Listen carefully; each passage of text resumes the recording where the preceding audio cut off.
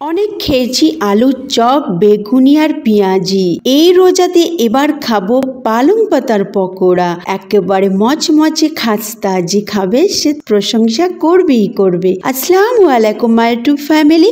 দেশ বা দেশের বাইরে যে যেখানে আছেন সকলকে আমার সালাম। সকলে সুস্থ থাকুন, ভালো থাকুন আর নেক পথে চলুন, এই দোয়াই করি আল্লাহ পাকের কাছে। আর আপনারাও আমাদের জন্য দোয়া করবেন, আমরা যেন সুস্থ ও সবল থাকতে পারি আর নেক পথে চলতে পারি। ফ্রেন্ডস, আজ শেয়ার করব পালং শাকের পকোড়া। আমরা আলুর চপ, বেগুনি, পেঁয়াজি তো খেয়েছি, তবে একদম নতুন ধরনের পকোড়া এই রোজাতে সবাইকে দেওয়ার চেষ্টা করবেন। তাই বলছি ভিডিওটি স্কিপ না করে দেখতে থাকুন।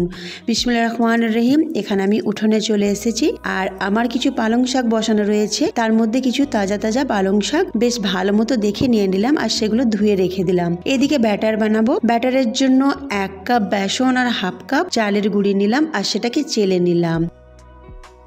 আর তাতে দিয়ে দিলাম হলুদ গুঁড়ো 1/4 চামচ, লঙ্কা গুঁড়ো 1/4 চামচ, কাশ্মীরি লঙ্কা হাফ চামচ আর স্বাদ মতো লবণ। কাশ্মীরি লঙ্কা যদি না থাকে তার বদলে আপনারা অরেঞ্জ ফুড কালার দিতে পারেন, এটা কালারের জন্যই জাস্ট দিয়েছি। এবারে একটু একটু করে পানি দিয়ে ব্যাটারটাকে তৈরি করে নেব আর একটু ঘন ব্যাটার করব, যেরকম আলুর চপ আর বেগুনের ব্যাটার হয়।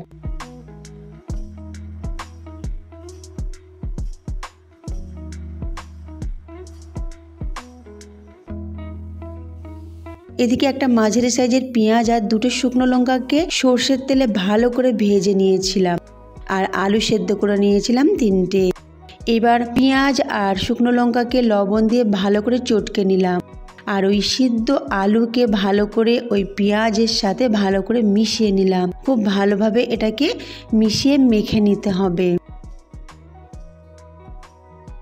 এবার এতে কিছু মশলা দেব। মশলার মধ্যে গোটা জিরে আর গোটা ধনেকে আমি ভেজে রেখেছিলাম আর একটু ক্রাশ করে রেখেছিলাম, সেটা 1 চামচ দিয়ে দিলাম। আর আমচুর পাউডার হাফ চামচ আর ধনে পাতা কুচি সামান্য পরিমাণে। আপনারা আমচুর পাউডারের বদলে এখানে চাট মশলাও দিতে পারেন।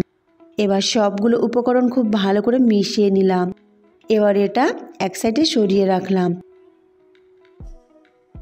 এদিকে পালং পাতাগুলো ধুয়ে পরিষ্কার করে আর সমান সমান মাপের করে রেখেছিলাম। তো এবার একটা পালং পাতা নিয়ে নিলাম আর তাতে ওই আলুর পুরটাকে ভালো করে আটকে দিলাম আর তারপরে আর একটা পালং পাতা ওপরে দিয়ে দিলাম, দিয়ে এইভাবে হাত দিয়ে চেপে চেপে একটু জুড়ে দেব। এইভাবে সবগুলো আমি বানিয়ে নেব।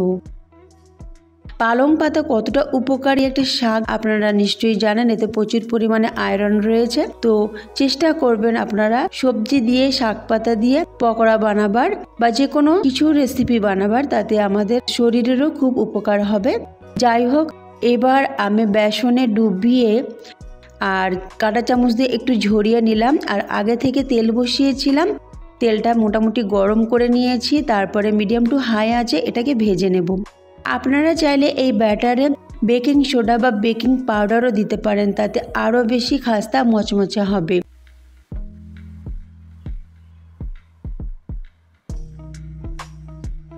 দেখুন, একটা আমি ভেজে তুলে নিয়েছি, কত সুন্দর দেখতে লাগছে আর খেতেও কিন্তু অসাধারণ হয়েছিল। এইভাবে সবগুলোই আমি ভেজে তুলে নেব। তো ফ্রেন্ডস, এইরকম মজার মজার রেসিপি যদি আপনারা পেতে চান, উপরে আই বাটনে চেক করে নিতে পারেন বা ভিডিওর শেষে আমি 2টো ভিডিও দিয়ে রাখবো, সেখানেও চেক করে নিতে পারেন। আর আজকের রেসিপি কেমন আপনাদের লেগেছে অবশ্যই আমাকে কমেন্ট করে জানাবেন। তার সাথে একটা লাইক অবশ্যই করবেন, তার সাথে প্রচুর প্রচুর শেয়ার করবেন আপনার ফ্রেন্ডস রিলেটিভদের কাছে। তো ফ্রেন্ডস, আজকের মতো রইল। আমি আবার ফিরে আসছি নতুন এক রেসিপি নিয়ে। আল্লাহ হাফিজ।